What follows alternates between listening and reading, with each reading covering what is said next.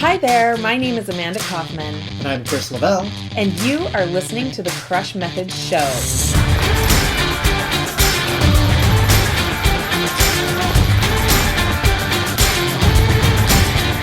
Join us each week for ideas to help you move your coaching business forward into service of others faster and with better results. We're committed to professionalism and coaching, and we want to help you get it done.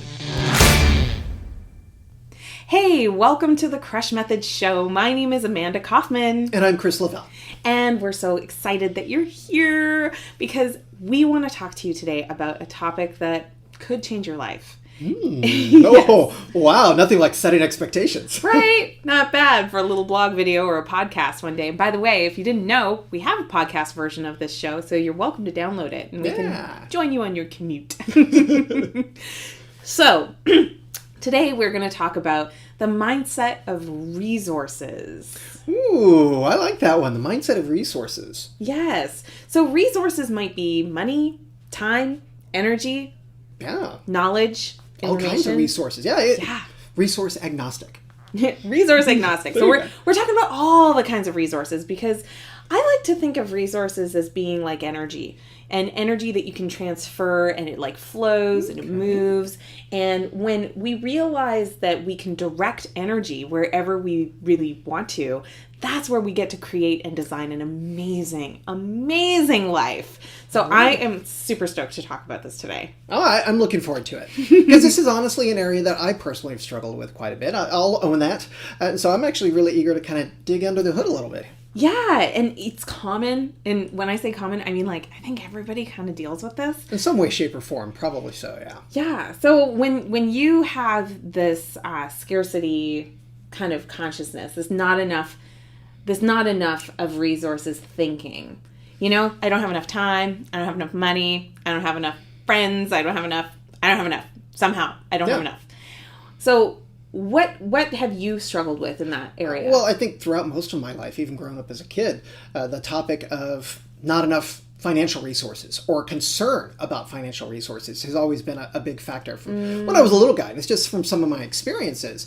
And it's something that even when there have technically been enough, I've still felt there wasn't enough, so to speak. You know, that's so good because sometimes even if we have enough, there's this fear that like maybe soon we won't have enough. So we better prepare for it or something like that. And so we start worrying about the loss of it, the risk of loss, for example. And that's really, thank you for that insight because that's actually something that's really more the way I would describe what I was dealing with from a financial perspective and still do on a regular basis, just because that's my personality. Yeah. And you know, thank you for sharing that. And I kind of grew up modest as well. Like most of us have, right? Yep. And that whole idea of not enoughness and that everything has to be hard and a struggle and, you know, that hard work, that in order to get anything good, you've got to work really, really super hard. And that you're never going to have enough time and you're never going to have enough energy and you're not going to have enough of this and that. And you better be careful because you might lose stuff, whatever that stuff is. For example, I know one of the experiences I had as well growing up was, you know what? You better be careful. Play safe. Take a less risky route because you never know. It may go wrong. And so that caused me in many cases to make decisions that were not necessarily in my best interest and happiness long term and really actually caused me to play small. Now, that doesn't mean that you should make riskful decisions. That's not what I'm recommending. But it did cause me to be overly concerned about risk. And that caused me to lose out on a lot of opportunities that I probably, in retrospect, would have really enjoyed. And that's really tough, right? Because it's hard to know whether you're being too risk averse or whether you are being smart. Yeah, it's a tough thing to judge. You kind of have to figure that out over time a little bit, and it's different for each person. It really is, and your particular circumstances and your situation can be very, very different, right? Depending on who's watching this video or listening to this podcast today. But we wanted to just help you identify that scarcity thinking that there's not enough, thinking that there's not enough to go around, that kind of thought process tends to lead us down a path of trying to kind of hoard stuff and keep everything to ourselves. Constriction, yeah. It's very constricting energy as opposed to being very free-flowing and abundant energy. So how do you identify if you're having scarce thoughts or not? Yeah, I'm intrigued to know because I think I'd really benefit from this.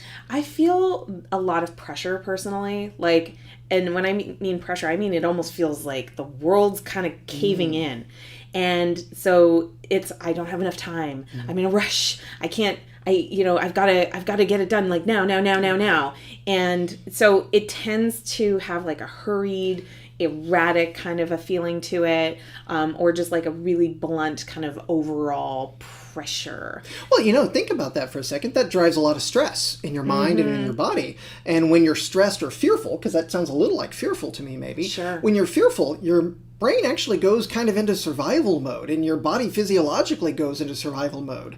And so it kind of shuts down your ability to see opportunities that are available to you when you're in that scarcity mindset, because it's all about survival. I love this. So here's a great metaphor for this one.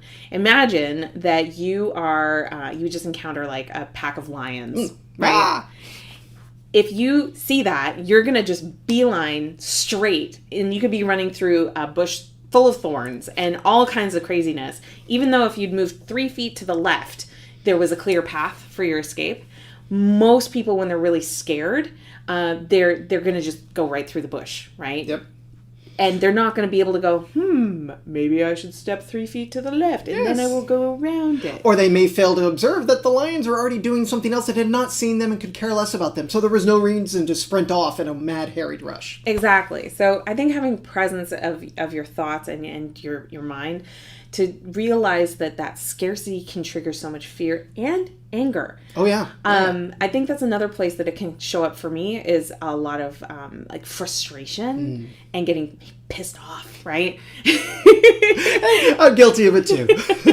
I'm like, nothing goes right. Never ever. That was me 2 days ago. Oh, maybe. We just got back to school recently and we've been trying to reprogram the morning routines, not gone well. But I think when we have those scarce thoughts and it scarce and scary are kind of together, and anger is a secondary emotion. So that means that like you're probably worried, or you're probably sad, or you're probably fearful, and then expressing that through anger. So what do we do if we have these scarce thoughts? What do we do instead? What could you do instead?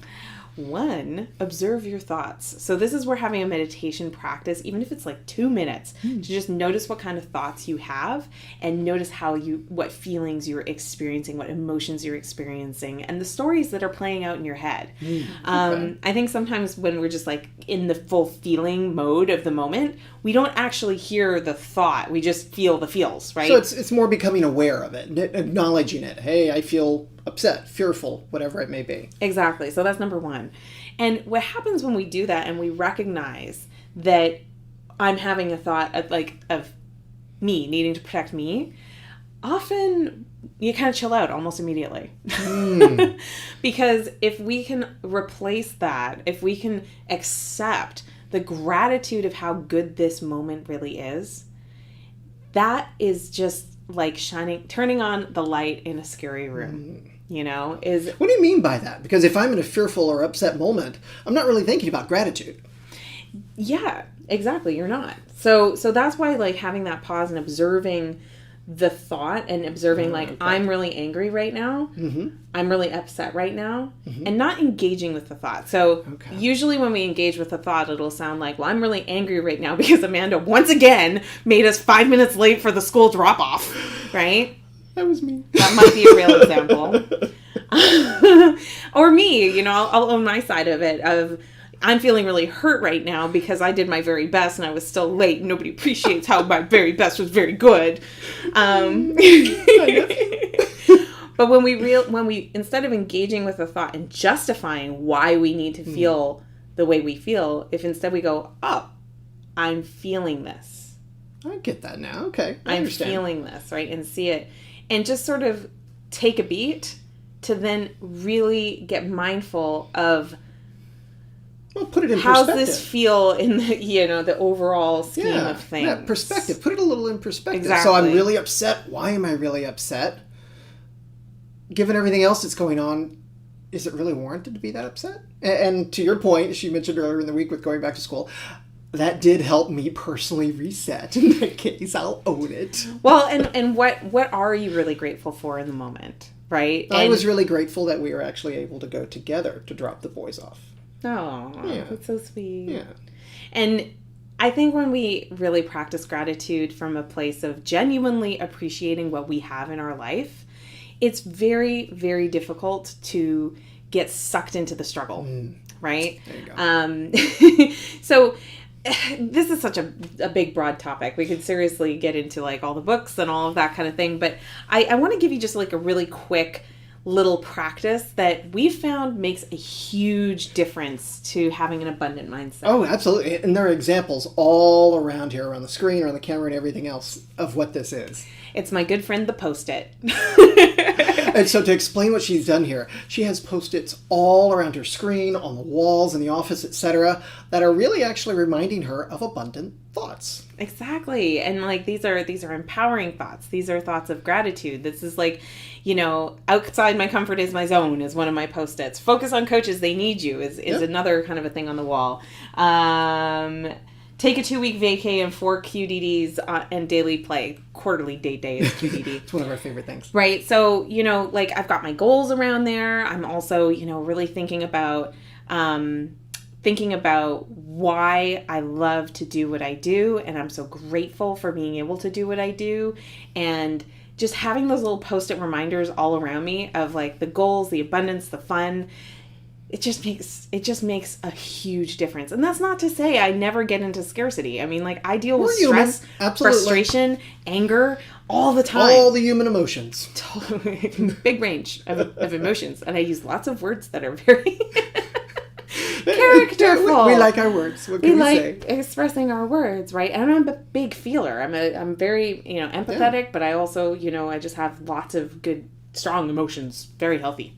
And as an extrovert, I have no problem with sharing my emotions at all. Right. But I think what's really important is that you have something to process it, because here's the real truth.